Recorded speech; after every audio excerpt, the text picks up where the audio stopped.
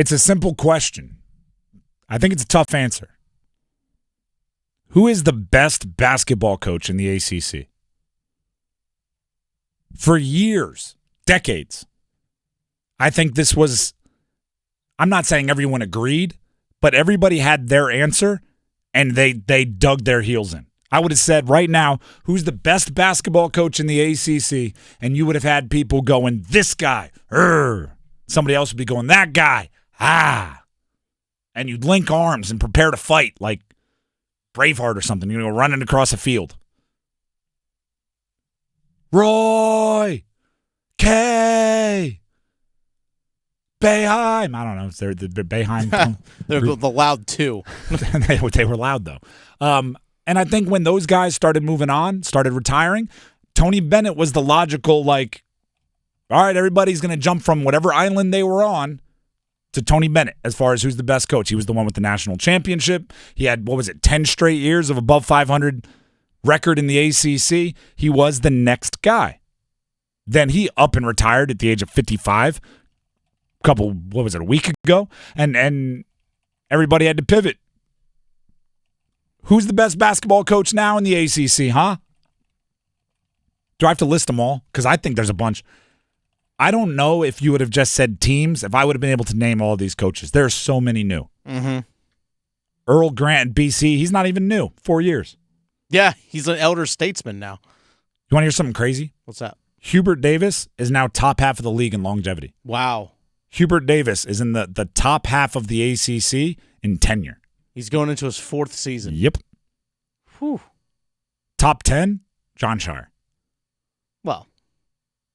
10 out of 17? 18. 10 out of 18. Oh, yeah, 18, yeah. Forgot Notre Dame. He's one spot away from being top half of the league in longevity. Going into his 3rd year.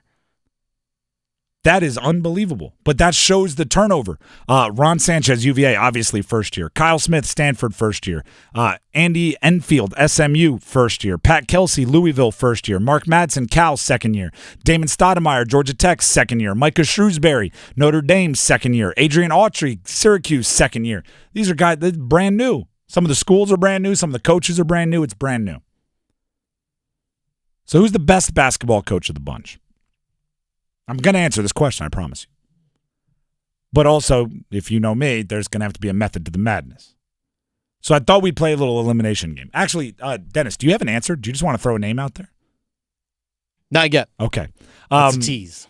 I will. I have this elimination game, right? There are certain things I think you need to do or have done to be considered the best basketball coach in the Atlantic Coast Conference. One of them is I think you have to be in the top half of the league in winning percentage.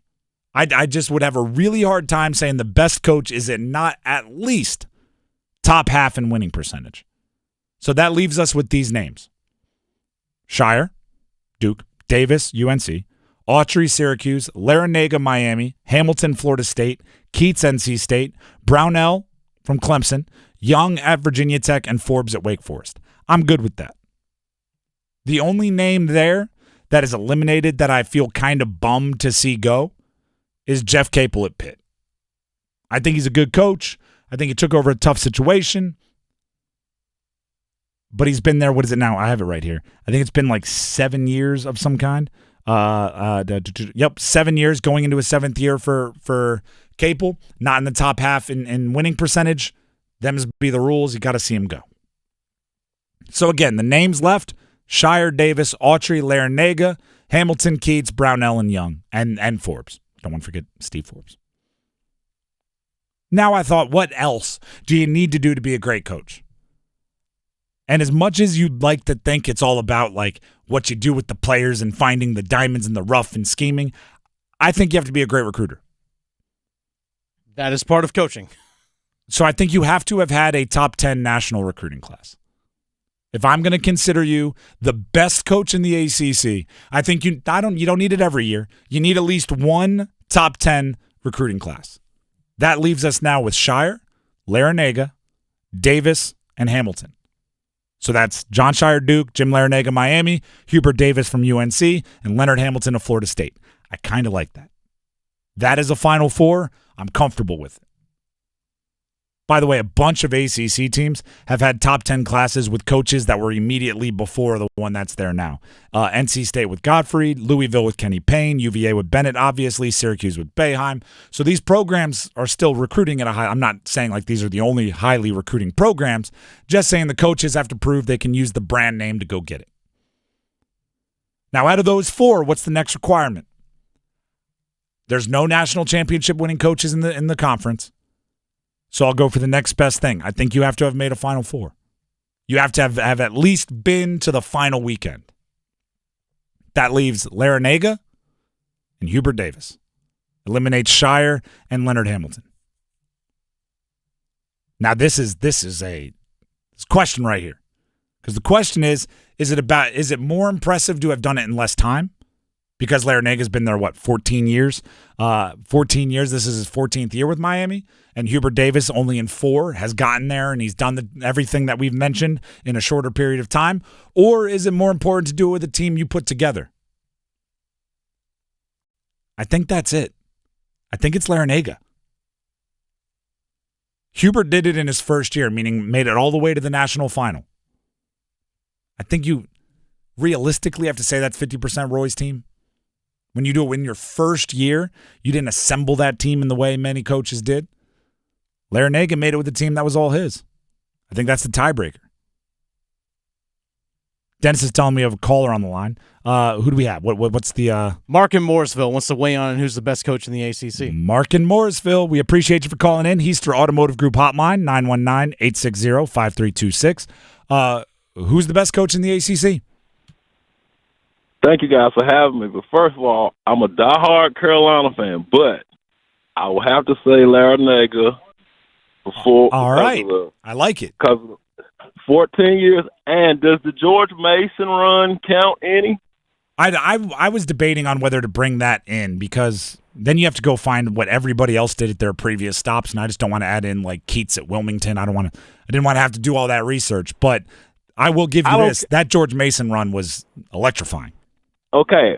This is why I say, I know you're not counting that, but the Iron 5 team was better than the George Mason team that he took.